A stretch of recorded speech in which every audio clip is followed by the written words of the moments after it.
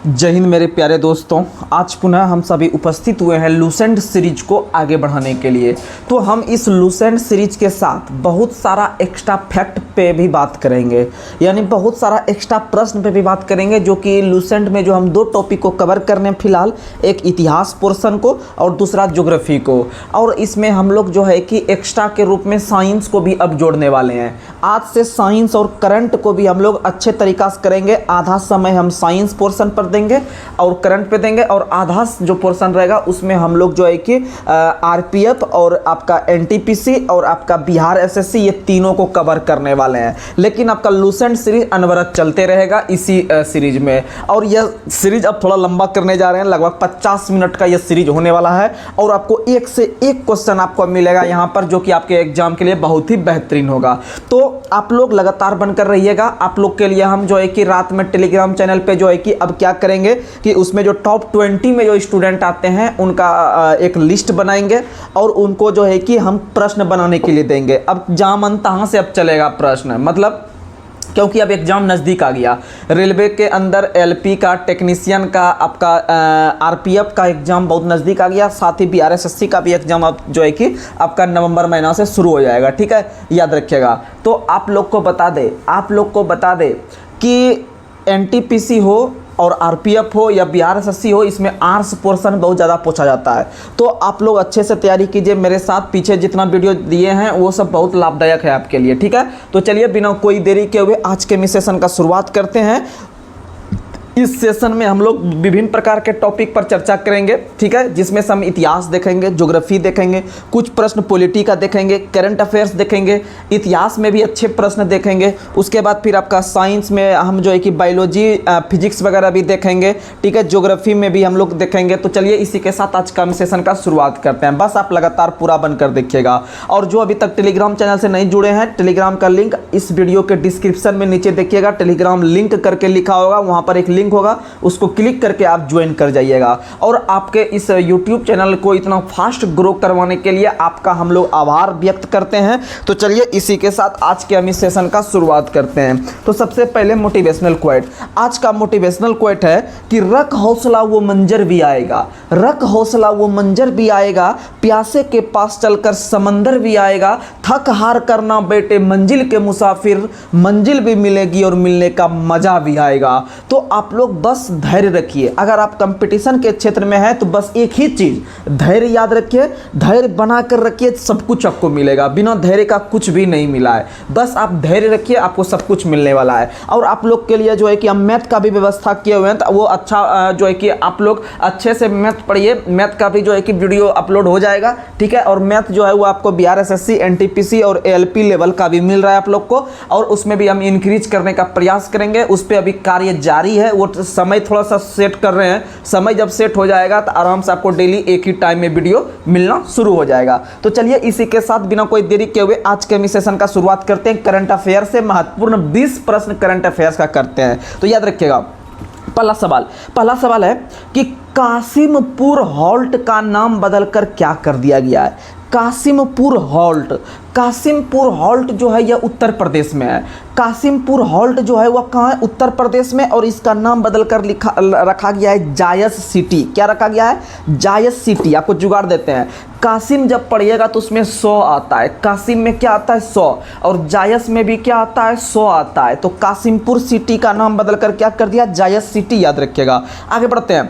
अगला क्वेश्चन आप लोग को बताना है कि जायस स्टेशन का नाम बदलकर क्या किया गया। तो जायस रेलवे स्टेशन का नाम बदलकर गुरु गोरखनाथ धाम कर दिया गया। क्या कर दिया गया, गुरु गोरखनाथ धाम। याद रखिएगा, जो कि आपका गोरखपुर में है। और गोरखपुर में एक अभ्यारण्य बहुत फेमस है, जिसका नाम क्या है, तो याद रखिएगा उनका नाम है अशफाक उल्लाह खां अभ्यारण्य। अशफाक उल्लाह खां अभ्यारण्य जो है वो कहाँ में है, तो याद रखिएगा अशफाक उल्लाह खां अभ्यारण्य जो है वह उत्तर प्रदेश के गोरखपुर में है। और गोरखपुर किस नदी के किनारे है, तो राप्ती नदी के किनारे। किस नदी के किनारे, राप्ती नदी के किनारे गोरखपुर है। किस नदी किनारे, राप्ती नदी किनारे। लेकिन आपके माइंड में आएगा ताप्ती, तब कौन आता है क्वेश्चन, तो ताप्ती जो है ना वो सूरत है। सूरत ताप्ती नदी के किनारे है, और वह ताप्ती नदी जो निकलती है याद रखिएगा मुल्तई की पहाड़ी मध्य प्रदेश से निकलती है, बैतूल जिला के आसपास। आगे बढ़ते हैं। अगला क्वेश्चन आप लोग को बताना है अगला क्वेश्चन आप लोग बताइएगा कि बानी रेलवे स्टेशन का नाम बदलकर क्या किया गया। तो बानी रेलवे स्टेशन का नाम बदलकर जो किया गया है स्वामी परमहंस रेलवे स्टेशन।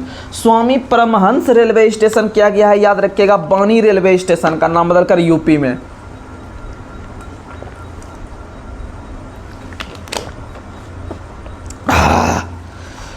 चलिए अगला सवाल आप लोग को बताना है कि फुर्सतगंज रेलवे स्टेशन का नाम क्या है। ये भी उत्तर प्रदेश में, अधिकतर नाम उत्तर प्रदेश में चेंज करता है, आपको जुगाड़ देते हैं।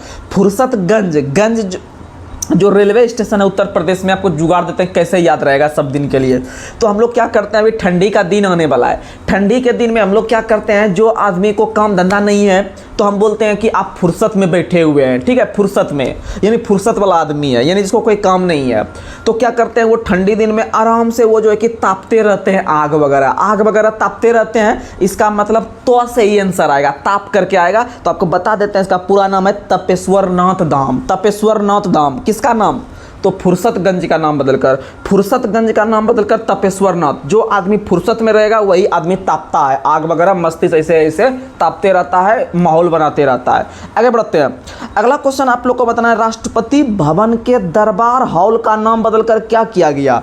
तो राष्ट्रपति भवन के दरबार हॉल का नाम बदलकर गणतंत्र मंडप किया गया। गणतंत्र मंडप, आपको पता है भारत जो एक गणतंत्र बना है वह 26 जनवरी 1950 को बना है, क्योंकि 26 जनवरी को ही हमारा संविधान लागू हुआ था, ठीक है। तो याद रखिएगा, राष्ट्रपति भवन के दरबार हॉल का नाम बदलकर गणतंत्र मंडप। वहीं अगर बात कर रहे हैं कि राष्ट्रपति भवन के अशोक हॉल का नाम बदलकर क्या किया गया, तो राष्ट्रपति भवन के अशोक हॉल का नाम बदलकर अशोक मंडप करके याद रखेगा, क्योंकि भारत मंडपम का जो आयोजन किया गया था वह नई दिल्ली में ही किया गया था। आप लोग को पता है G20 का जब आयोजन हो रहा था भारत में 2023 ईस्वी में, तो उसी समय याद रखिएगा भारत मंडपम का आयोजन जो किया गया था वह दिल्ली में ही किया गया था। इसीलिए मंडपम शब्द बहुत फेमस है, जिसका कि आप लोग को पता है कि G20 का जो इस बार जो टैग लाइन था वो था वसुधैव कुटुंबकम, याद रखिएगा। और उसी समय आपका भारत के अंदर में आपका भारत मंडपम का आयोजन किया गया था, याद रखिएगा। इसीलिए आपका राष्ट्रपति भवन के दरबार हॉल का नाम बदलकर आपका किया गया गणतंत्र मंडप, और अशोक हॉल का नाम बदलकर किया गया अशोक मंडप। क्या किया गया, अशोक मंडप। आगे बढ़ते हैं, आप लोग को पता है जो उत्तराखंड राज्य घूमना चाहते होंगे, बहुत अच्छा जगह है उत्तराखंड में एक जगह है जोशीमठ का नाम सुनेंगे, जहां पर कि बाढ़ वगैरह बहुत भयानक स्थिति आ गया था कुछ दिन पहले, आप लोग को पता है। तो जोशीमठ का ही नाम बदलकर कर दिया गया है ज्योतिर्मठ। जोशीमठ का नाम बदलकर ज्योतिर्मठ, क्या कर दिया गया, ज्योतिर्मठ किया गया। और मठ शब्द जो है वह आपका बौद्ध धर्म से संबंधित है। किससे संबंधित है, बौद्ध धर्म। जैसे आपको पता होगा कि तवांग मठ कहाँ है, तो बोलते होंगे अरुणाचल प्रदेश। आपका बोधि मंडा मठ कहाँ है, तो अपना बोध गया बिहार में है। उसी तरह से रुमटेक मठ कहाँ में है, तो सिक्किम में है। उसी तरह से नामग्याल मठ कहाँ है, तो हिमाचल प्रदेश में। उसी तरह आपको एक ट्रिक दिए थे कि कंगना के ससुर का नाम क्या है, तो टाबो है। कंगना यानी हिमाचल के सासुर मठ का नाम नामग्याल मठ टाबो है, टाबो मठ। ये सब कहाँ है, हिमाचल प्रदेश में है। तो ये सब क्वेश्चन जो है कि एग्जाम में आता है, यानी मठ शब्द जो है वह गौतम बुद्ध से संबंधित है। ठीक है, थोड़ा चाय पी लेते हैं, फिर चलेगा गाड़ी दे दनादन।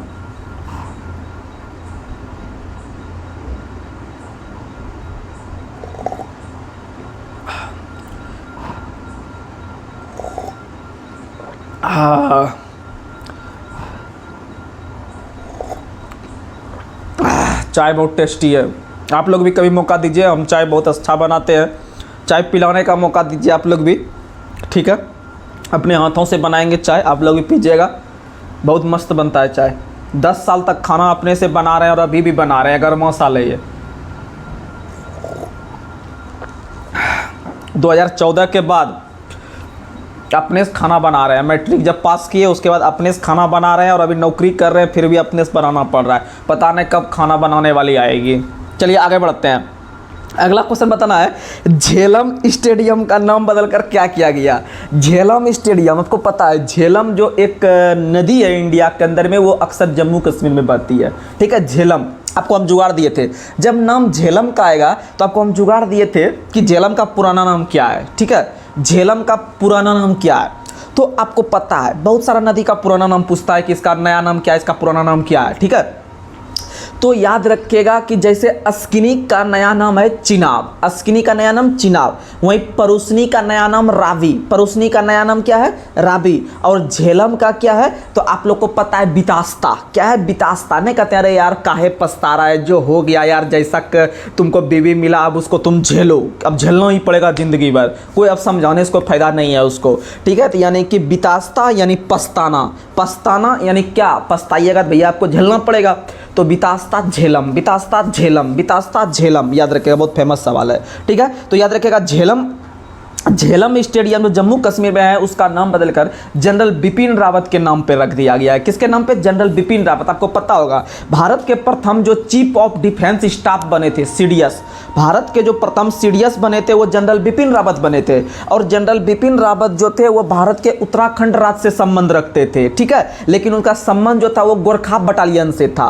जनरल बिपिन रावत का संबंध गोरखा बटालियन से था, लेकिन जनरल बिपिन रावत का जो संबंध था याद रखिएगा वो किस आपका राज्य से, उत्तराखंड से। किस राज्य से, उत्तराखंड से संबंध था। और इनका निधन जो हुआ था याद रखिएगा वो आपको तमिलनाडु केरल के इलाका में हवाई दुर्घटना में हो गया था। और याद रखिएगा उन्हीं के नाम पर झेलम स्टेडियम जो जम्मू कश्मीर में है उसका नाम बदलकर जनरल बिपिन रावत के नाम पर रखा है। और उत्तर प्रदेश सरकार ने मैनपुरी सैनिक स्कूल का नाम बदलकर भी जनरल बिपिन रावत के नाम पर रखा है। और जनरल बिपिन रावत जो भारत के पहले सीडीएस थे, उनके जाने के बाद भारत के जो दूसरे सीडीएस बने हैं वो कौन बने हैं, अनिल चौहान। कौन बने हैं, अनिल चौहान। वर्तमान में भारत के सीडीएस कौन है, अनिल चौहान। कौन है, अनिल चौहान। याद रखिएगा भारत के वर्तमान में सीडीएस कौन है, चीफ ऑफ डिफेंस स्टाफ, तो याद रखिएगा अनिल चौहान। कौन है, अनिल चौहान।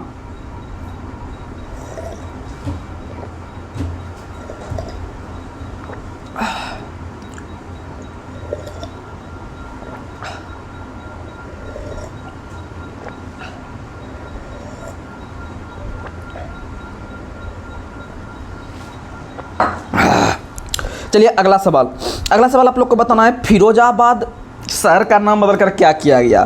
फिरोजाबाद शहर, आपको पता है, आपको जुगाड़ देते हैं। फिरोजाबाद आप शुरू से पढ़ते हुए आ रहे होंगे कि भारत में चूड़ी उद्योग या कांच उद्योग के लिए प्रसिद्ध शहर जो है उत्तर प्रदेश का फिरोजाबाद है। आप लोग को पता है उत्तर प्रदेश का फिरोजाबाद शहर किसके लिए प्रसिद्ध है, तो आपका जवाब आएगा कि वो कांच के लिए या चूड़ियां के लिए भी प्रसिद्ध है, ठीक है।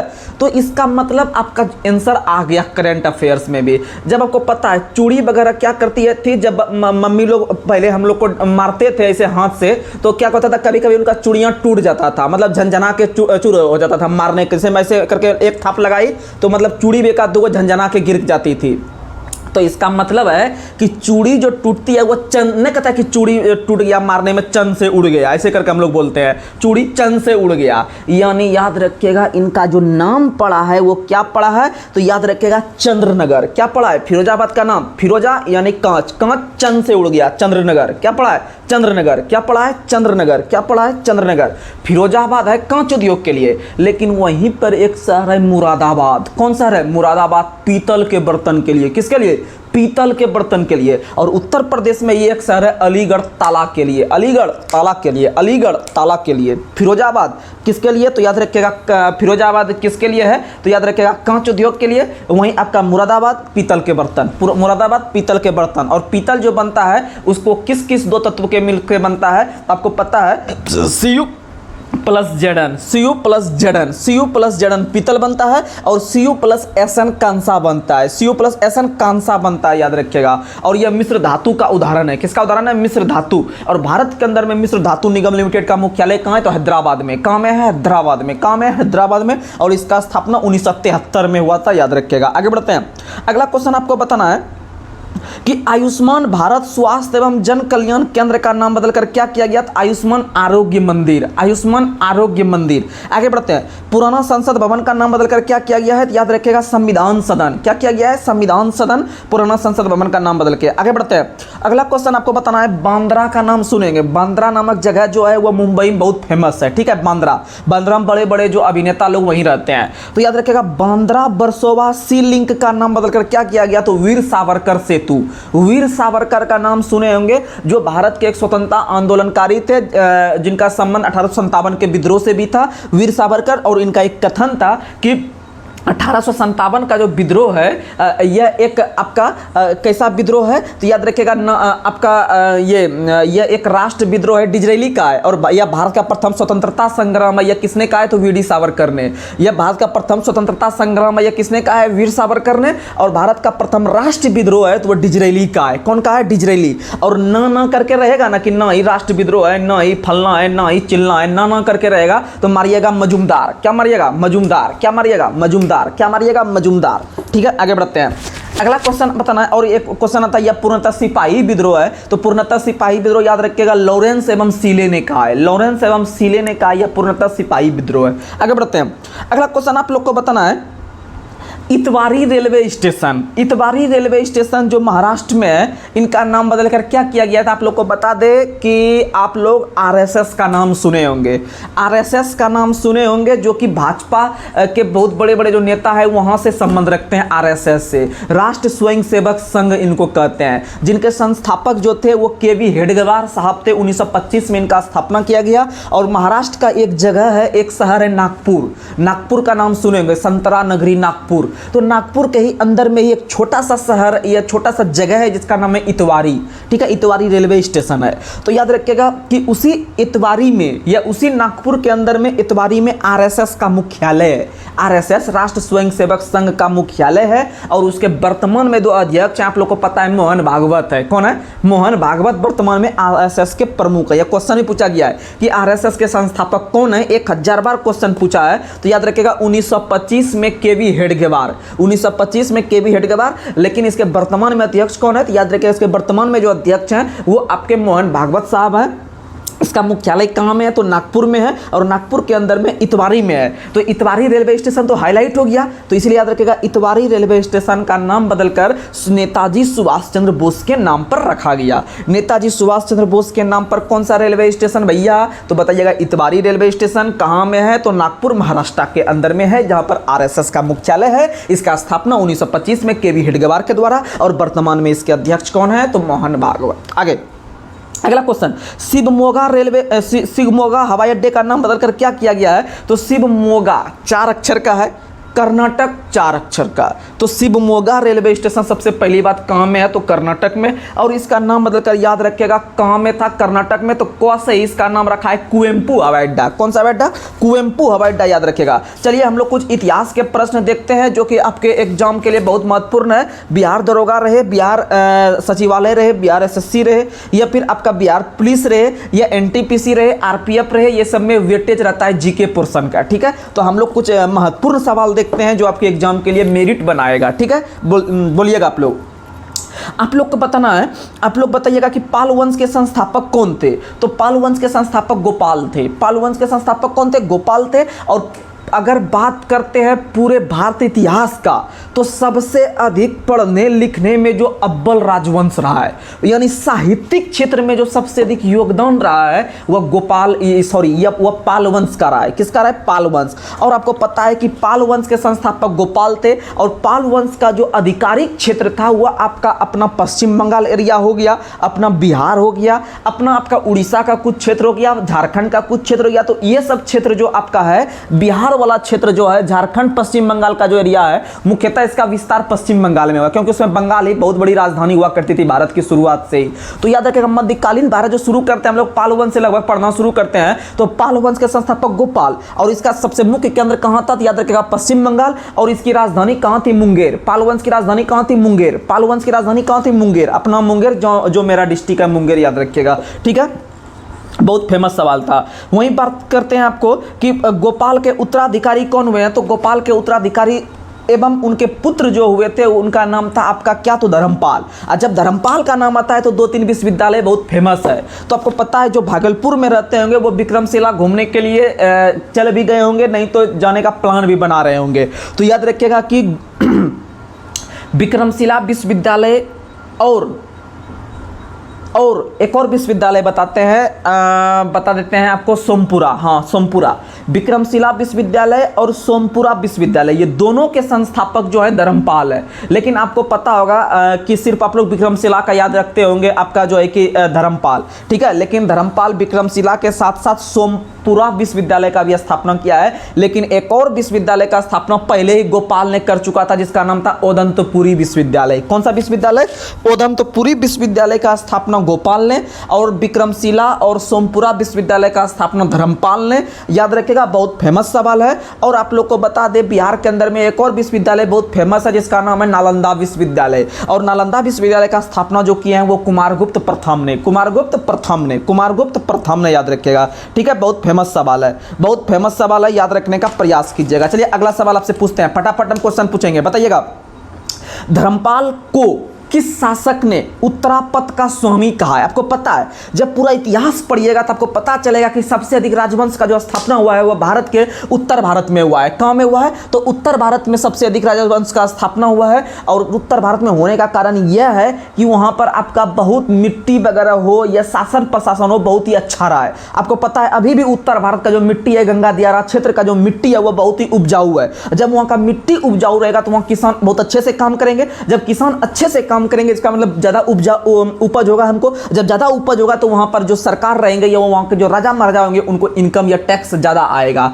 ठीक है। तो यही कारण सब बहुत सारा रहा है, जो कि आपका उत्तर भारत में बहुत सारे शासक जो दक्षिण भारत के भी थे, वो उन्होंने अधिकार करने का यहाँ प्रयास करेंगे, बहुत ने किए भी। तो याद रखिएगा कि उत्तरापथ का मतलब उत्तर भारत का। तो उत्तर भारत का जो स्वामी कहा जाता है वह धर्मपाल को, क्योंकि धर्मपाल ने बहुत बढ़ चढ़कर हिस्सा लिया था उत्तर भारत को डेवलप करने के लिए, चाहे वो राजनीतिक व्यवस्था से हो या फिर वह आपका साहित्यिक व्यवस्था से हो। यानी बहुत सारे पढ़ने लिखने में जो पाल वंश रहे हैं वो बहुत अव्वल रहे हैं, ठीक है। क्योंकि आप लोग देखिए, बिहार के अंदर में 3 महत्वपूर्ण आपका विश्वविद्यालय का स्थापना पाल वंश के शासकों ने भी करवाया है, ठीक है। आगे बढ़ते हैं। तो याद रखिएगा कि उत्तरापथ का राजकुमार किसे कहा जाता है या उत्तरापथ का स्वामी किसे कहा जाता है? तो धर्मपाल को। और याद रखिएगा कि अगर इस क्वेश्चन को ट्विस्ट करेगा, अक्सर ये क्वेश्चन बीपीएससी पूछती है, बीपीएससी या हाईएस्ट आपको ज्यादा होगा तो दरोगा पूछ भी सकता है, नहीं, क्योंकि ये लेवल बहुत हाई है। तो याद रखिएगा कि उत्तरापथ का स्वामी धर्मपाल को आप लोग को बता दिए। लेकिन इसे कहने वाला व्यक्ति कौन था, इतिहासकार कौन था, कवि कौन था कहने वाला? तो गुजरात का एक कवि था जिसका नाम था शेड्डोल। क्या नाम था? शेड्डोल। क्या नाम था? शेड्डोल। तो गुजरात के एक शासक शेड्डोल ने उत्तरापथ का स्वामी किसको कहा है? तो धर्मपाल को। और धर्मपाल का जब नाम लेंगे तो विश्वविद्यालय फटाफट बता दीजिएगा, एक सोमपुरा और दूसरा विक्रमशिला, और गोपाल ओदंतपुरी, गोपाल ओदंतपुरी, गोपाल ओदंतपुरी। और जानते हैं गोपाल के बारे में बता देते हैं कि गोपाल भारत के अंदर में पहला ऐसा शासक बना जो जनगणना के तहत बना, या फिर उसको कह सकते हैं चुनाव के फलस्वरूप बना, चुनाव, या फिर गणतंत्र, यानी भारत का पहला गणतंत्रात्मक शासक जो बना है वो गोपाल ही बना है। यानी गण के द्वारा चुना हुआ, यानी आदमी के द्वारा चुना हुआ, यानी एक तरह कह सकते हैं इलेक्शन के द्वारा चुना हुआ, यानी कि किसी व्यक्ति का वोट लेके या मत लेके, हाँ भाई ये शासक ठीक है, इसको बनाया जाए। तो पहला शासक कौन बना था? तो याद रखिएगा गोपाल। भारत का पहला गणतंत्रात्मक शासक कौन बना है? गोपाल बना है। कौन बना है? गोपाल। आगे बढ़ते हैं। अगला क्वेश्चन आप लोग को बताना है, अगला क्वेश्चन आप लोग बताइएगा, अगला क्वेश्चन आप लोग बताइएगा कि पाल वंश के किस शासक को शिक्षा के लिए जाना जाता है? तो आंसर लगाइएगा धर्मपाल। क्या लगाइएगा? धर्मपाल। कॉमन सेंस दे चुके हैं आप लोग, आराम से मार दीजिएगा। आगे बढ़ते हैं। अगला क्वेश्चन आप लोग को बताना है कि धर्मपाल के उत्तराधिकारी कौन बने? तो धर्मपाल के उत्तराधिकारी देवपाल बने। कौन बने? देवपाल। देखिएगा, पहला गोपाल, गोपाल का उत्तराधिकारी धर्मपाल, और धर्मपाल का उत्तराधिकारी देवपाल। कौन बने? देवपाल। दोनों का पुत्र बन रहा है, ठीक है, याद रखिएगा। आगे बढ़ते हैं। अगला क्वेश्चन आप लोग को बताना है, अगला क्वेश्चन आप लोग बताइएगा, फटाफट आप लोग बताइएगा कि पाल वंश के वास्तविक संस्थापक किसे कहा जाता है? तो पाल वंश का वास्तविक संस्थापक महिपाल बना है। कौन बना है? महिपाल। पाल वंश का वास्तविक संस्थापक कौन बना है? महिपाल। देखिएगा, पाल वंश का संस्थापक गोपाल बता दिए, लेकिन पाल वंश का अंतिम बोलेगा शासक कौन बना है, सॉरी वास्तविक संस्थापक पाल वंश का आपको बताएंगे भी अंतिम भी कौन बना था, लेकिन पहले वास्तविक सीखिए। पाल वंश का संस्थापक गोपाल, पाल वंश का वास्तविक संस्थापक महिपाल, लेकिन पाल वंश का बोलेगा अंतिम शासक कौन था भैया? रामपाल। कौन था? रामपाल। कौन था? रामपाल। यानी 3 क्वेश्चन। पाल वंश के संस्थापक गोपाल, पाल वंश का वास्तविक संस्थापक महिपाल। महिपाल समझ सकते हैं, आंसर भी नहीं मार पाइएगा। अगर आ जाएगा क्वेश्चन तो लगेगा अरे यार गोपाल या धर्मपाल में आप उलझ जाइएगा, आप सोचिएगा वो धर्मपाल में मार दो या गोपाल में मार दो, लेकिन ना भैया महिपाल भी आंसर होता है, वास्तविक संस्थापक। ठीक है, आप याद रखिए। तो अब हल्का हल्का क्वेश्चन पढ़ने से या क्वेश्चन करने से आपका मेरिट नहीं बनने वाला है, क्योंकि अब एग्जाम का लेवल बहुत हाई चल रहा है। अब गया 2004 का लेवल, ठीक है, अब वो खत्म हो गया। अब नया पैटर्न आप देखिए, 17वीं बीपीएससी जो एग्जाम होने वाला है वो देखिएगा, उसमें पैटर्न क्या रहता है, पूरा एकदम पूरा पैटर्न चेंज कर देगा। इसीलिए अपने आप को भी आपको बदलना होगा। ठीक है, तो पाल वंश के संस्थापक गोपाल, पाल वंश का वास्तविक संस्थापक महिपाल, और पाल वंश का अंतिम शासक जो थे वो रामपाल थे। कौन थे? रामपाल। कौन थे? रामपाल। याद रखने का प्रयास कीजिएगा। आगे बढ़ते हैं। अगला क्वेश्चन आप लोग को बताना है कि महिपाल को वास्तविक संस्थापक आखिर क्यों कहा गया, तो इस पे थोड़ा सा हम चर्चा कर देते हैं आपको। तो पाल वंश के जो एक शासक थे या वास्तविक संस्थापक महिपाल, महिपाल के काल में पाल वंश अपने चरमोत्कर्ष पर पहुंच गया।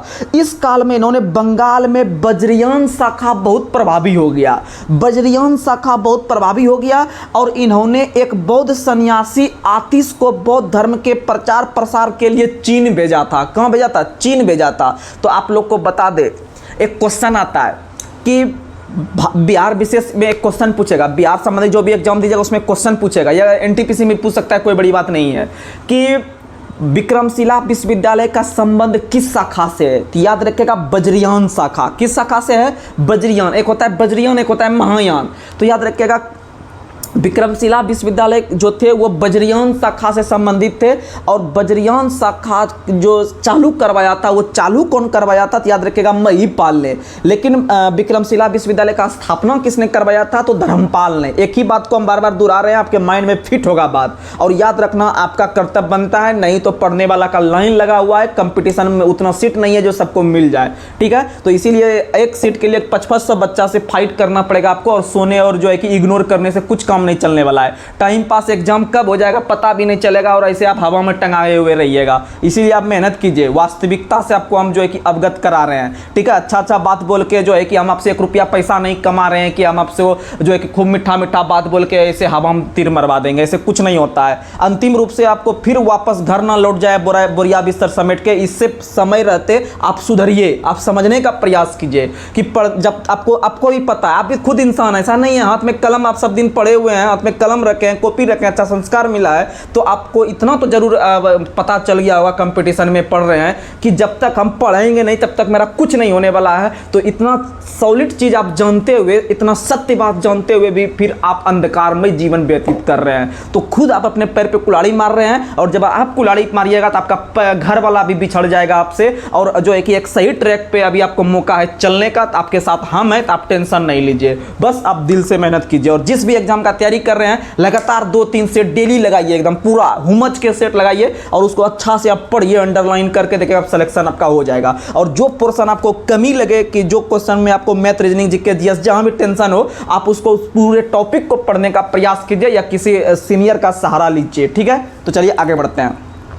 अगला क्वेश्चन आप लोग को बताना है कि किस व्यक्ति ने महिपाल को रुहमा की उपाधि दिया है। तो याद रखिएगा महिपाल को रुहमा की उपाधि जो दिया है वो सुलेमान ने दिया है। कौन किसने दिया है? सुलेमान। ये सब क्वेश्चन नोट भी कर सकते हैं, डायरेक्ट एग्जाम में आएगा तो हवा लीक हो जाएगा। तो सुलेमान ने रुहमा की उपाधि किसको दिया है? किस पाल शासक को? तो महिपाल को। और महिपाल वास्तविक संस्थापक थे। आगे बढ़ते हैं और जानते हैं कि रुहमा का जो शाब्दिक अर्थ होता है क्या होता है? तो रुहमा शब्द का शाब्दिक अर्थ होता है धार्मिक योद्धा। क्या होता है? धार्मिक योद्धा। एक हम शब्द आपको पढ़ाए थे ऋग्वेद में, आपको हम पढ़ाए थे कि आपको हम बताए थे एक क्वेश्चन जिसका संबंध किससे था, तो आप लोग को हम बताए थे कि ऋग्वेद जब पढ़ रहे थे तो वहां पर एक बताए थे रेहला शब्द, आपको बताए थे ऋग्वेद या फिर प्राचीन भारत जब हमको लूसेंट से बता रहे थे तो एक बताए थे रेहला। क्या बताए थे? रेहला बताए थे कि किसका यात्रा वृत्तांत कहलाता है। तो ये सब क्वेश्चन जो है कि आप देखिएगा, यहाँ रुहमा पढ़ रहे हैं और रेहला पढ़ रहे हैं, दोनों में अंतर होना चाहिए। तो रुहमा जो है वह धार्मिक योद्धा कहलाता है। किसके संदर्भ में? तो याद रखिएगा महिपाल के संदर्भ में। आगे बढ़ते हैं। अगला क्वेश्चन आप लोग को बताना है कि पाल वंश के अंतिम शासक कौन हुए, तो महिपाल। और महिपाल जो थे इन्होंने एक प्रसिद्ध रचना किया है जिसका नाम है रामपाल चरित्र। रामपाल चरित्र के जो पुस्तक लिखा गया है वो रामपाल पे लिखा गया है और लिखने वाले व्यक्ति थे संध्याकर नंदी। संध्याकर नंदी, संध्याकर नंदी नाम के इतिहासकार ने रामपाल जो अंतिम शासक हुए हैं उन्हीं के आपके शासन प्रशासन पर रामपाल चरित्र नाम का पुस्तक लिखा है। लिखने वाला व्यक्ति कौन है, तो संध्याकर नंदी। आगे बढ़ते हैं। गुर्जर प्रतिहार वंश के संस्थापक कौन थे, हरिश्चंद्र। गुर्जर प्रतिहार वंश के संस्थापक कौन थे, तो याद रखिएगा हरिश्चंद्र। गुर्जर प्रतिहार वंश के संस्थापक कौन थे, हरिश्चंद्र। लेकिन जानते हैं जैसे ये क्वेश्चन बोले ना, बहुत के बगल में बम फूट गया होगा, अरे यार ये तो गलत बता रहे हैं, लेकिन नहीं भैया, आप इस अंधकारमय रास्ता से बाहर निकलिए। आपको बता दे, अगर आपसे क्वेश्चन पूछेगा, छोटा छोटा बुक जो है अक्सर लूसेंट या कोई भी घटना चक्र या फिर कोई बहुत सारे टीचर बता भी देते हैं, सीधा सीधा बता देते हैं कि गुर्जर प्रतिहार वंश का संस्थापक लिखो जी आपका नागभट्ट प्रथम, सीधा लिखा देते हैं नागभट्ट प्रथम। हम भी खुद पढ़ते थे पहले, लेकिन जब हायर शिक्षा जब हम थोड़ा सा मतलब वो पढ़े या फिर अच्छा अच्छा बुक का सहारा लिए तो हमको पता चला कि नागभट्ट प्रथम जो थे वो आपके गुर्जर प्रतिहार वंश के वास्तविक संस्थापक हैं, ठीक है। और लेकिन डायरेक्ट कोई कोई बुक सीधा लिख देता है आपका नागभट्ट प्रथम, याद रख लो, लेकिन नहीं, नागभट्ट प्रथम इस वंश के वास्तविक संस्थापक थे। और वास्तविक संस्थापक इसलिए हुए क्योंकि वो उत्तर से लेके आपके पश्चिम दक्षिण तक जो है कि बहुत सारा साम्राज्य का विस्तार किए, इसीलिए गुर्जर प्रतिहार वंश का वास्तविक संस्थापक नागभट्ट प्रथम को कहते हैं। लेकिन अगर अच्छा एग्जाम में बैठिएगा तो अगर पूछ देगा क्वेश्चन कि गुर्जर प्रतिहार वंश के संस्थापक कौन थे, तो आपका आंसर अगर हरिश्चंद्र रहेगा तो आपको हरिश्चंद्र लगाना पड़ेगा, नहीं तो आपको नागभट्ट प्रथम मार के आइएगा, लगेगा अरे यार हम तो ये सही ये करके आए, लेकिन ना, आंसर शीट जब आएगा तब आंसर गलत रहेगा, बस कहानी खत्म हो जाएगा, ठीक है। तो याद रखिएगा, लेकिन याद रखिएगा गुर्जर प्रतिहार वंश के संस्थापक हरिश्चंद्र थे। और याद रखिएगा पृथ्वीराज रासो का नाम सुने होंगे, पृथ्वीराज रासो, ठीक है। पृथ्वीराज रासो के अनुसार गुर्जर प्रतिहार जो था वह एक राजपूत का एक वंश था। किसका, राजपूत। आपको पता है आगे चल के हम पढ़ेंगे, गढ़वाल वंश पढ़ेंगे, चौहान वंश पढ़ेंगे, ये परमार वंश पढ़ेंगे, ये सब बहुत भारत के अंदर में राजपूत वंश के अंतर्गत हम लोग पढ़ेंगे, ठीक है। आपको पता है राजस्थान वगैरह एरिया जो है वह राजपूतों का एरिया कहलाता है। और मध्य प्रदेश का एरिया देखिएगा, मध्य प्रदेश हो गया, गुजरात हो गया, आपका महाराष्ट्र का थोड़ा क्षेत्र हो गया, तो ये सब में आपका बहुत चौहान वंश हो गया या फिर परमार वंश हो गया, तो यह चंदेल वंश हो गया, ये सब आपका आता है राजपूत वंश के अंतर्गत। ये सब आगे हम पढ़ेंगे, ठीक है। तो याद रखिएगा कि पृथ्वीराज रासो के अनुसार गुर्जर प्रतिहार राजपूतों का एक शाखा था, याद रखिएगा, बहुत ही फेमस सवाल है। और वास्तव में गुर्जर शब्द जो नाम सुने हैं ना, गुर्जर शब्द जो एक है वह एहोल अभिलेख से प्राप्त होता है। किसे प्राप्त होता है, एहोल। और जब एहोल अभिलेख का नाम सुनेंगे तो आपके माइंड में उस शासक का नाम आना चाहिए कि एहोल अभिलेख का संबंध किस शासक से है, तो एहोल अभिलेख का संबंध जो है वह पुलकेशिन दूत से है। किससे है, पुलकेशिन दूत। एहोल अभिलेख का संबंध किससे है, पुलकेशिन दूत। एहोल अभिलेख का संबंध किस शासक से है, तो पुलकेशिन दूत से है, याद रखिएगा। यह बहुत ही फेमस सवाल है, आप लोग याद रखने का प्रयास कीजिएगा, ठीक है। वहीं अगर हम बात करते हैं एक और आपके माइंड से हम बात निकालते हैं कि जैसे आप लोग को पता है एक वंश का आप लोग नाम सुने होंगे, राष्ट्रकूट वंश। राष्ट्रकूट अभी हम कल इस पे चर्चा करेंगे, लेकिन फिलहाल एगो कन्फ्यूजन में आपको बात निकालते हैं। जैसे आपको हम बताए कि गुर्जर प्रतिहार वंश के संस्थापक कौन है, तो आपको हम बताए हरिश्चंद्र, लेकिन आप क्या याद रख रहे थे अभी तक नागभट्ट प्रथम, ठीक है। लेकिन एक और वंश का बताते हैं, राष्ट्रकूट वंश का जो अंतिम शासक है ना, आप लोग पढ़ते होंगे या हम भी पहले पढ़ते थे, या बहुत सारे टीचर भी पढ़ाते हैं कि राष्ट्रकूट वंश के जो अंतिम शासक हैं वो कृष्ण थड़ बने हैं, कृष्ण थड़ बने हैं। लेकिन आज के बाद भैया माइंड से बात निकल लीजिएगा कि राष्ट्रकूट वंश के जो अंतिम शासक हैं वो कर्क दुर्त हैं। कर्क रेखा होता है ना, तो उसी के सामने दुर्त लगा दीजिएगा, कर्क दुर्त। समझ सकते हैं कितना बड़ा गलती पढ़ रहे थे अभी तक, ठीक है। आप याद रखिएगा कर्क दुर्त से जो पहले था ना थोड़ा अच्छा वाला शासक, सुनिएगा क्वेश्चन अच्छा सा को डील कर देते हैं। राष्ट्रकूट वंश के अगर क्वेश्चन पूछेगा, राष्ट्रकूट वंश के संस्थापक तो दंती दुर्ग है, राष्ट्रकूट वंश के संस्थापक दंती दुर्ग है, लेकिन अब अंतिम पे बात करते हैं क्योंकि अंतिम में ही मामला झोल था हम लोग के बीच। राष्ट्रकूट वंश के अंतिम महान शासक पूछेगा तो मारिएगा कृष्ण थर्ड। राष्ट्रकूट वंश के अंतिम महान शासक पूछेगा तो बोलिएगा कृष्ण थर्ड। लेकिन सीधा क्वेश्चन पूछेगा कि राष्ट्रकूट वंश के अंतिम शासक तो कर्क द्वितीय, कर्क द्वितीय, कर्क द्वितीय, याद रखिएगा। ठीक है, तो चलिए अब हम लोग चलते हैं, आपको थोड़ा अब साइंस पे लिए चलते हैं। कुछ बायोलॉजी के प्रश्न देखेंगे, कुछ भौतिकी के प्रश्न देखेंगे जो आपके एएलपी टेक्नीशियन के एग्जाम में, या जो भी आपका अगर आप एएलपी टेक्नीशियन के लेवल का अगर तैयारी कीजिएगा साइंस को देखते हुए, तो समझ लीजिए कि आपका जो भी बीपीएससी रहे, बिहार दरोगा रहे, कुछ भी आपका एग्जाम रहे, उसमें जो साइंस से संबंधित क्वेश्चन रहेगा उसको आप डील कर लीजिएगा अच्छा से, क्योंकि आप लेवल हाई से पढ़िएगा तो आपका जो नीचे वाला लेवल पूछेगा उस सब में वो हवा में उड़ जाएगा। आप बीपीएससी के एग्जाम में बैठिए, बीपीएससी जो प्रीलिम्स होने वाला है 70वीं बीपीएससी 15 दिसंबर को डेट दिखा रहा है, उसमें जो साइंस का लेवल रहेगा, अगर आप रेलवे का साइंस अच्छा से पढ़िएगा तो आप समझ लीजिए वो हवा में उड़ जाएगा। ठीक है, तो चलिए हम जो है कि आपको कुछ सवाल पूछते हैं। पहले बायोलॉजी का बताइएगा, पौधे के सभी भागों में भोजन कौन पहुंचाता है? तो आप एक नाम सुने होंगे जाइलम का, एक नाम सुने होंगे फ्लोएम का। तो याद रखिएगा जाइलम जो लिखते हैं जौ से लिखते हैं। हम कैसे याद किए आपको हम शेयर करते हैं। तो जो हमको जाइलम और फ्लोएम में जो है कि झोल हो जाता था, तो जौ से जाइलम, जौ से जाता है। मान लीजिए कि ये एक पौधा है, ये क्या है, एक पौधा है, ये ऐसे छड़ी रखे हैं आप ही लोग को मारने के लिए। ठीक है, याद रखिएगा। लेकिन आप लोग को कैसे मार पाएंगे? आप लोग को मारेंगे तो मेरा फोन ही या कैमरा ही फूट जाएगा मेरा। लेकिन आप लोग समझिए कि आप लोग के लिए हम इतना एक्टिव हैं कि आपको ऑनलाइन भी पिटाई कर रहे हैं, आपके लिए कितना हम एक्टिव हैं। सुनिएगा कि मान लीजिए ये पौधा है, पौधा में नीचे से जो ऊपर जाता है खाद पानी वगैरह या इसको पौष्टिक आहार जो मिलता है कि ये प्रकाश संश्लेषण अच्छे से कर ले, तो याद रखिएगा जौ से जाइलम, जौ से जाता है, यानी खाद्य पदार्थ जो नीचे से जाता है या इसको अन्य पौष्टिक आहार या फिर पानी वगैरह जो जाता है, खाद वगैरह, वो जाइलम के द्वारा जाता है। लेकिन जब प्रकाश संश्लेषण से जब भोजन बनता है पत्ती के माध्यम से, प्रकाश संश्लेषण के माध्यम से या फिर क्लोरोफिल के माध्यम से, तो खाद्य पदार्थ का जो आपका फैलाव होता है वह फ्लोएम के तहत होता है, या खाद्य पदार्थ का जो वहन होता है वह फ्लोएम के द्वारा। तो एक चीज आप याद रखिएगा, खाद्य पदार्थ जो नीचे से जाता है या फिर पौष्टिक आहार जो नीचे से जाता है जाइलम के द्वारा, जब नीचे से जाने लगा जाइलम के द्वारा तो ये फैलेगा फ्लोएम के द्वारा। किसके द्वारा? फ्लोएम के द्वारा, याद रखिएगा। ठीक है, आगे बढ़ते हैं। अगला क्वेश्चन देखिएगा, यहाँ पर फिर क्वेश्चन आ गया। अगला क्वेश्चन आरआरबी ग्रुप डी 2018 का पूछा हुआ सवाल है कि पौधे में फ्लोएम किसके परिवहन के लिए उत्तरदायी है? ऑप्शन में है ऑक्सीजन, ऑप्शन में है खनिज, ऑप्शन में है पानी, ऑप्शन में है भोजन। तो आपको बताए कि फ्लोएम जो है कि प्रकाश संश्लेषण के द्वारा जो भोजन बनता है उसको फैलाने का काम करते हैं। क्या करने का? फैलाने का। और पानी हो गया, आपको जो है कि खनिज पदार्थ हो गया, वो नीचे से ऊपर जाता है। आगे बढ़ते हैं। अगला क्वेश्चन है, कौन सी कोशिका, पौधे में पाई जाने वाली कौन सी कोशिका भित्ति के साथ अपेक्षाकृत अपशिष्ट कोशिकाएं होती है? तो जाइलम और फ्लोएम के अलावा इसमें पैरेन्काइमा पाया जाता है। आपको हम आगे बताएंगे। पैरेन्काइमा होता है, कोलेन्काइमा होता है, स्क्लेन्काइमा होता है। तो आप लोग को बता दे कि जैसे नारियल वगैरह आप लोग यूज करते हैं, नारियल का क्या होता है, ऊपर वाला कवर जो है पूरा कड़ा होता है। छठ पर्व में हम लोग जो है कि नारियल को जो है कि यूज करते हैं, जो है कि छठ माँ के बीच।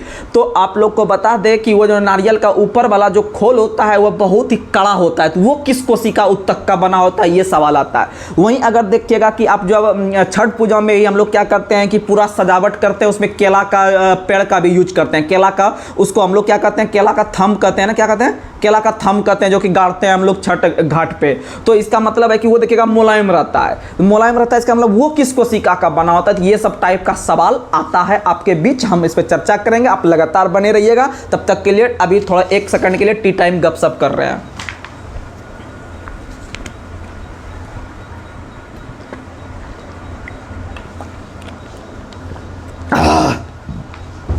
चलिए अगला सवाल, अगला सवाल आप लोग को बताना है। अगला क्वेश्चन आप लोग बताइएगा, कि पादप की कोशिका भित्ति किसकी बनी होती है। तो पादप की कोशिका भित्ति जो बनी होती है ये सब याद कर लेता है सेलुलोज, और हकीकत में सेलुलोज का रहता है। लेकिन सेलुलोज के साथ प्लस में एक और चीज आज के बाद आप याद रखिएगा, पेक्टिन। क्या याद रखिएगा? पेक्टिन। तो सेलुलोज पादप की कोशिका भित्ति किसकी बनी होती है? पादप का मतलब पौधा समझना है आज के बाद। बहुत बच्चा होइएगा पादप मतलब क्या होता है नहीं समझ में आता होगा, लेकिन पादप का मतलब पौधा समझिएगा। क्या समझिएगा? पौधा। ठीक है, तो पौधा या पादप की कोशिका भित्ति सेलुलोज की बनी होती है, और सेलुलोज के साथ साथ पेक्टिन की बनी होती है। किसकी बनी होती है? पेक्टिन की बनी होती है। किसकी बनी होती है? पेक्टिन। लेकिन याद रखिएगा कवक की कोशिका भित्ति किसकी बनी होती है? तो क से कवक, क से काइटिन, क से कवक, क से काइटिन, क से कवक, क से काइटिन, क से कवक, क से काइटिन। वहीं जीवाणु की कोशिका भित्ति किसकी बनी होती है? तो आप लोग ये सब सवाल का जैसे हम बोले जीवाणु, तो आप फटाफट अपने पास जहां पर आप देख रहे हैं, जिस भी स्थिति में देख रहे हैं, उस स्थिति में आप सट से अपने मुंह से बोल दिया हाँ ये, बस उसका हम जो बोलेंगे आपका रिवीजन हो जाएगा। तो याद रखिएगा जीवाणु की कोशिका भित्ति पेप्टिक की बनी होती है। पेप्टिक की बनी होती है। जीवाणु की कोशिका भित्ति पेप्टिक की बनी होती है। कवक की कोशिका भित्ति काइटिन की बनी होती है, और पादप की कोशिका भित्ति सेलुलोज के साथ साथ पेक्टिन की बनी होती है। किसकी बनी होती है? पेक्टिन की बनी होती है। आगे बढ़ते हैं। अगला क्वेश्चन आप लोग को बताना है। अगला क्वेश्चन, निम्न में से किस ऊतक में कठोर कोशिका भित्ति पाई जाती है? बस नारियल वाला खेल आ गया यहाँ। तो देखिएगा नारियल पूरा ऊपर कठोर होता है, क्वेश्चन वही है। तो याद रखिएगा कि नारियल वगैरह जो कठोर पदार्थ जो होता है वो जो बना होता है वो स्क्लेरेन्काइमा का। किसका बना होता है? स्क्लेरेन्काइमा का। किसका बना होता है? स्क्लेरेन्काइमा। आपको जुगाड़ देते हैं, देखिएगा आपको अभी उदाहरण बताए थे हम, एक नारियल का एक केला का। तो यानी केला में के संदर्भ में हम मुलायम समझेंगे, और आपको नारियल के संदर्भ में हमको कड़ा चीज समझ में आता है। तो याद रखिएगा नारियल जो होता है वो कड़ा होता है। कड़ा जो लिखते हैं वो क से लिखते हैं, लेकिन नारियल वाला में क वाला ऑप्शन नहीं सटाएंगे। क वाला जो सटाएंगे वो मुलायम वाला हम सटा देंगे, यानी कि केला वगैरह में हम सटा देंगे कोलेनकाइमा, और जो इधर मुलायम वाला कड़ा वाला हम सटाएंगे, क वाला नहीं सटाए, क वाला सटा दिए मुलायम में, केला थम में। लेकिन नारियल में तब कौन सटाएंगे? तो याद रखिएगा नारियल में हम स्क्लेरेन्काइमा सटाएंगे। यानी जुगाड़ देखिए कैसे हम याद रखें, जानते हैं? अगर पूछेगा कड़ा जो होता है, कोई भी पादप का जो पदार्थ होता है वो कड़ा होता है, कोशिका भित्ति जिसका कड़ा बना रहता है, कठोर बना रहता है। तो अच्छा कठोर यानी नारियल यानी कठोर होता है, यानी कड़ा होता है। क से कड़ा यानी नारियल ना। नारियल में कभी भी या कठोर में कभी भी क वाला आंसर नहीं मारेंगे, इसके विपरीत मार देंगे। स्क्लेरेन्काइमा के कारण जो है कि कड़ा होता है, और याद रखिएगा नारियल जो हो गया या कठोर पदार्थ हो गया वो स्क्लेरेन्काइमा के कारण, और जो उधर आपका कोलेनकाइमा तब कहाँ जाएगा? क वाला। तो क वाला में याद रखिएगा कि उसको हम कर देंगे मुलायम पदार्थ। किसके कारण? मुलायम पदार्थ में उसको सटा देंगे। समझ में आया? यानी कभी भी कड़ा चीज में क वाला आंसर नहीं सटाएंगे, उसका विपरीत मारेंगे। याद रखिएगा स्क्लेरेन्काइमा मारेंगे, और मुलायम वाला कठोर में, कठोर वाला मुलायम में। याद रखिएगा। आगे बढ़ते हैं। अगला क्वेश्चन आप लोग को बताना है। देखिए फिर से क्वेश्चन को चेंज किया। देखिए क्वेश्चन का पैटर्न कैसे चेंज करता है। देखिए क्वेश्चन, किस प्रकार का ऊतक नारियल की भूसी बनाता है? नारियल की भूसी ऑप्शन में देखिए क्या है? Collenchyma, sclerenchyma, phloem parenchyma. तो आप लोग का आंसर क्या जाएगा? स्क्लेरेन्काइमा। क्या जाएगा? स्क्लेरेन्काइमा। और कोलेनकाइमा से क्या हो जाएगा? तो मुलायम वाला चीज आएगा, तब मारिएगा। ऐसे जुगाड़ बैठता है, एक एक चीज के लिए मेहनत करना पड़ता है, जूझना पड़ता है किसी चीज को पाने के लिए। यूं ही नहीं मिलती किसी को जिंदगी में, उसके लिए जो है कि जिंदगी में इतना मेहनत करना पड़ता है। एक बहुत बड़े इतिहासकार थे, उन्होंने कहे थे कि भगवान ने आदमी जो दिया है, या फिर कह सकते हैं कि भगवान ने सिर्फ आपको जो दिया है वो आपको नींबू दिया है, लेकिन उसको रस बना के पीना आपका कर्तव्य बनता है। ये नहीं कि नींबू है बस अपने पेट में चला जाएगा शरबत बन के, वो नहीं है, उसके लिए मेहनत करना पड़ता है। ठीक है, तो आप याद रखिएगा। तो चलिए अब हम लोग कुछ चलते हैं, आपका क्वेश्चन ले लेते हैं। बिहार एसएससी का जो आपका एडुटेरिया का जो पुस्तक है उसको हम लोग एक एक सेट करके खत्म करेंगे, पॉइंट टू पॉइंट बात करेंगे। आपका इससे क्या होगा कि बिहार एसएससी भी साथ साथ में कवर होगा। बिहार एसएससी 12th लेवल का हम कवर करवा रहे हैं। इसको हम लोग जो है कि लगभग 40 प्रश्न डेली जीके का करेंगे, और इसी से आपको मैथ का भी अभी सॉल्यूशन हो रहा है। तो आप लोग कल वीडियो मिल जाएगा। फिलहाल आपको अभी हम ये करवा देते हैं, फिर अपने सेशन को हम ब्रेक करेंगे, और लूसेंट में आज हम देंगे आपको सिलेबस याद रखने के लिए। उसके बाद फिर आपको ये जो अभी हम किरण यूथ कंपटीशन का जो आपको बुक हम करवाए साइंस का, इसका भी आपको हम 2-3 सब्जेक्ट लेके चलेंगे, एक एक पेज आप इससे भी याद करने के लिए देंगे। क्योंकि अब एलपी टेक्नीशियन का एग्जाम डेट अब 1.5 से 2 महीना बचा हुआ है, तो फटाफट आप मेहनत कीजिए, और मैथ भी आप अच्छे लेवल का बनाना शुरू कीजिए, एडवांस वगैरह भी। ठीक है। तो चलिए फटाफट बताइएगा आप लोग कि पीएच स्केल का खोज किसने किया है। तो पीएच स्केल का जो खोज किया है वो सोरेनसन ने। पीएच स्केल का खोज किसने किया है? सोरेनसन ने। और पीएच स्केल जो रेंज रहता है वो 0 से लेकर 14 तक, 0 से लेकर 14 तक। और जो आपका 7 से नीचे रहता है वो अम्ल कहलाता है, 7 के बराबर जो रहता है वो उदासीन कहलाता है, और 7 से अधिक जो रहता है वो क्षारीय कहलाता है। और पीएच स्केल में पीएच का जो फुल फॉर्म होता है वो होता है पोटेंशियल ऑफ हाइड्रोजन, या पावर ऑफ हाइड्रोजन भी होता है, आपको टेंशन नहीं लेना है। आगे बढ़ते हैं। और इसका खोज जो किया था सोरेनसन ने 1909 में पीएच स्केल का खोज सोरेनसन ने 1909 में किया था, याद रखने का प्रयास कीजिएगा। आगे बढ़ते हैं। रासायनिक परिवर्तन में निम्न में से कौन सी घटनाएं हो सकती है? तो याद रखिएगा रासायनिक परिवर्तन जो होता है, मान लीजिए कि यह मेरे पास जल है, जल को क्या करेंगे? फ्रिज में डाल देंगे या फ्रीजर में, यह क्या होगा? सुबह तक में बर्फ बन जाएगा, ठीक है। और जब यह बर्फ बन जाएगा तो इसका मतलब क्या? बर्फ को पुनः हम पानी में चेंज कर सकते हैं? नहीं कर सकते? तो आप बोलिएगा कर सकते हैं। यानी जो ऐसा चीज जो दूसरे अवस्था में परिवर्तन हो जाए, अब पुनः उसी अवस्था में पहले वाले अवस्था में परिवर्तित हो जाए, तो उसको हम कहेंगे भौतिक परिवर्तन। क्या कहेंगे? भौतिक परिवर्तन। लेकिन वहीं अगर हम बात करते हैं कि मान लीजिए कि ये आपका क्या है, मान लीजिए इतना को दूध है, ये मेरा क्या है? दूध है। मान लीजिए ये दूध भी इसी तरह द्रव रहता है दूध, लेकिन क्या करेंगे? इसमें हम दही या फिर थोड़ा सा जोरन डाल के इसको जमा देंगे, और सुबह देखेंगे पूरा ही थक्का हो गया है। क्या फिर से वो दही दूध में आपका आ पाएगा? बोलिएगा नहीं आ पाएगा। भले उसको आप शरबत घोर के उस तरह कीजिएगा, फिर भी वो दूध नहीं बनने वाला है। इसका मतलब कि ये पुनः उसी अवस्था में नहीं आ पाया। इसका मतलब ये रासायनिक परिवर्तन है, और जो चेंज होके पुनः उसी में आ गया वो आपका भौतिक परिवर्तन है। कैसा परिवर्तन? भौतिक। तो अब आइए आपके दिमाग से हम इस क्वेश्चन का आंसर करने वाले हैं, आप लोग थोड़ा ध्यान दीजिएगा। पहला ऑप्शन है, क्वेश्चन है कि रासायनिक परिवर्तन निम्न में से कौन सी घटनाएं हो सकती है? यानी कि 4 ऑप्शन है, उसमें से कौन सा रासायनिक घटनाएं उसमें घट सकती है, ठीक है। पहला ऑप्शन है रंग में परिवर्तन। रंग में परिवर्तन। अब बताइए आप, मान लीजिए कि ये कलर है आपका, ये कलर आपका मान लीजिए व्हाइट है, इसमें हम लाल कलर डाल दिए, तो क्या पुनः ही सफेद कलर में आ पाएगा? नहीं आ पाएगा। इसका मतलब है कि वो आपका रासायनिक परिवर्तन का उदाहरण है। दूसरा ऑप्शन है किसी गैस का बनना। किसी गैस का बनना एक कैसा उदाहरण है? तो याद रखिएगा रासायनिक परिवर्तन। वहीं आपका उष्मा प्रकाश का उत्सर्जन भी कैसा है? तो रासायनिक परिवर्तन, यानी सब रासायनिक है, याद रखिएगा।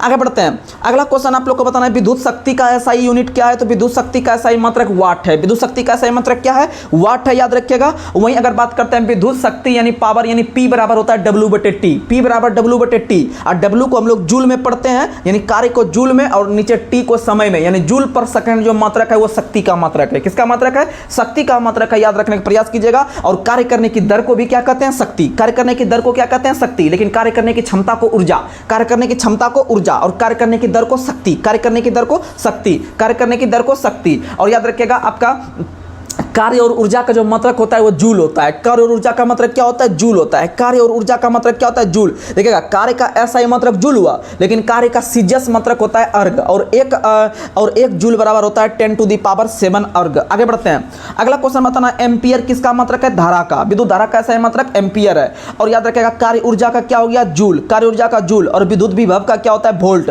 विद्युत विभव का क्या होता है? वोल्ट। विद्युत विभव का क्या होता है? वोल्ट। आगे बढ़ते हैं। हरगोविंद खुराना को किस आविष्कार के लिए सम्मानित किया गया? तो हरगोविंद खुराना को प्रोटीन के संश्लेषण के लिए सम्मानित किया गया। याद रखिएगा इनको नोबेल पुरस्कार भी मिला है 1968 में। हरगोविंद खुराना को प्रोटीन के संश्लेषण के लिए 1968 में, याद रखिएगा, नोबेल पुरस्कार दिया गया है। और इनका खोज जो किया था 1965 में, लेकिन इसका इनको जो दिया गया 1968 में, याद रखिएगा, हरगोविंद खुराना को। आगे बढ़ते हैं।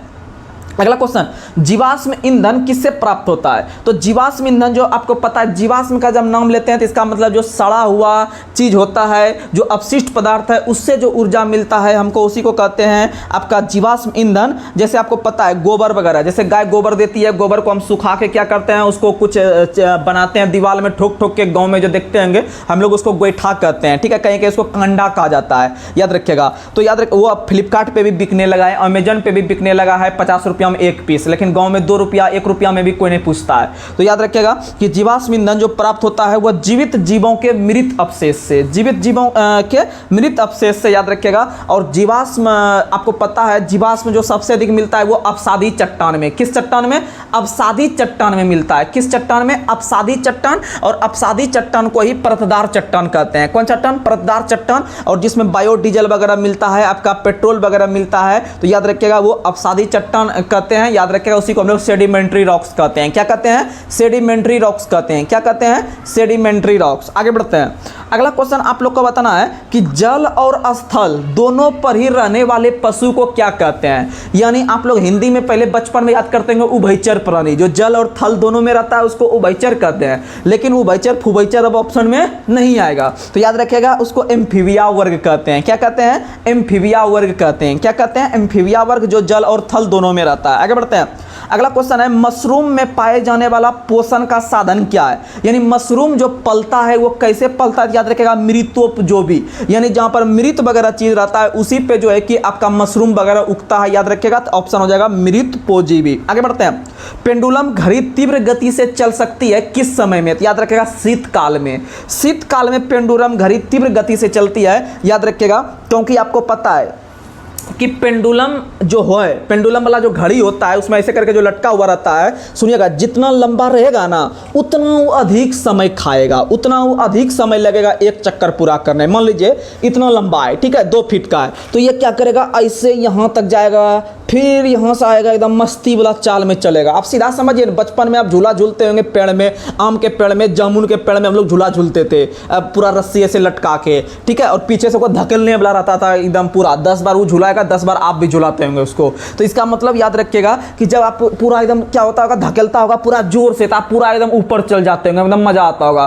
फिर आराम से आप पीछे आते होंगे, फिर देता होगा पिकअप ही, फिर जो है कि 2 बार 4 बार इस तरह होता होगा। लेकिन वहीं पर एगो छोटकुनिया वाला जब झुलवा खेलता है वो, उसके बगल में एगो बच्चा क्या करता है, वो भी एगो झुलवा छोटा वाला बनाता है, वो भी फिट फिट फिट फिट करते रहता है। इसका मतलब याद रखिएगा वो क्या होता है, उसका लंबाई बहुत छोटा रहता है रस्सी का, वो फिट फिट फिट फिट करके एकदम बहुत जल्दी जल्दी जल्दी जल्दी जल्दी घूमते रहता है। इसका मतलब आप याद रखिएगा कि पेंडुलम की घड़ी या आवर्तकाल भी हम जो बोल सकते हैं वो लोलक की लंबाई पर निर्भर करता है। यानी जिसका लंबाई अधिक रहेगा उसका आपका समय काल भी अधिक लगेगा, और जिसका कम रहेगा लंबाई उसका समय काल कम लगेगा। अर्थात आपको यहां से एक हम व्यंजक या सूत्र बताते हैं, उसके माध्यम से आप याद रख सकते हैं। एक सूत्र होता है फिजिक्स में, इसमें न्यूमेरिकल भी आता है। एक सूत्र होता है T बराबर √L/G, T बराबर √L/G, यानी आप याद रख सकते हैं कि T जो समानुपाती है वह L के समानुपाती है। यानी जिसका लंबाई आपका तार का या फिर पेंडुलम का या फिर आपका जो है कि झूला का लंबाई जिसका अधिक रहेगा उसका आवर्तकाल यानी समय भी क्या लगेगा, अधिक लगेगा। क्या लगेगा? अधिक लगेगा, याद रखिएगा, ठीक है। और यह छोटी जी जो होता है उसका विपरीत होता है, उसका क्या होता है, विपरीत होता है आवर्तकाल, ठीक है, ये समझिएगा। और एक सूत्र होता है T बराबर होता है N बराबर होता है 1/T।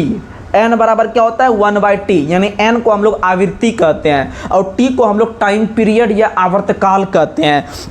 और ये दोनों जो होता है एक दूसरे का विपरीत होता है, एक दूसरे क्या होता है, विपरीत होता है, याद रखिएगा। और एक क्वेश्चन आता है कि आवर्तकाल और आवृत्ति का अधिकतम मान कितना हो सकता है, तो इकाई के बराबर या 1 के बराबर, क्योंकि आपको पता है कि आवृत्ति बराबर होता है 1 आवर्तकाल। जब दोनों को गुणा करेंगे तो ये किसके बराबर हो जाता है, दोनों तो 1 के बराबर हो जाता है, क्योंकि आवृत्ति यानी N बराबर 1/T, N बराबर 1/T। और आवृत्ति का ऐसा ही मतलब होता है क्या, तो हर्ट्ज। आवृत्ति का ऐसा ही मतलब क्या होता है, हर्ट्ज। और आवर्तकाल को आप सेकंड में गिन सकते हैं क्योंकि वो भी एक समय है। तो चलिए इसी के साथ आज के हम इस सेशन को यहीं पर समाप्त करते हैं। आप लोग 10 बजे टेलीग्राम चैनल पे जुड़ना नहीं भूलिएगा, और जो भी आपको दिक्कत लगे आप कमेंट बॉक्स में कमेंट कर सकते हैं। आपके जवाब, आपको डाउट का आपको जवाब दिया जाएगा। बस आप लगातार 2 महीना रहिए, आपको एलपी टेक्नीशियन में देखा कितना फायदा करेगा। चाहे जो भी एग्जाम में बैठिए, आपको बस जीके जीएस में टेंशन फ्री, करंट अफेयर्स में बस मैथ रीजनिंग आप तैयार कीजिए। और मैथ रीजनिंग भी आपके लिए हम लेके आए हुए हैं। बस आप ज़्यादा नहीं, 5 से 7 सवाल उनका मैथ का रहेगा।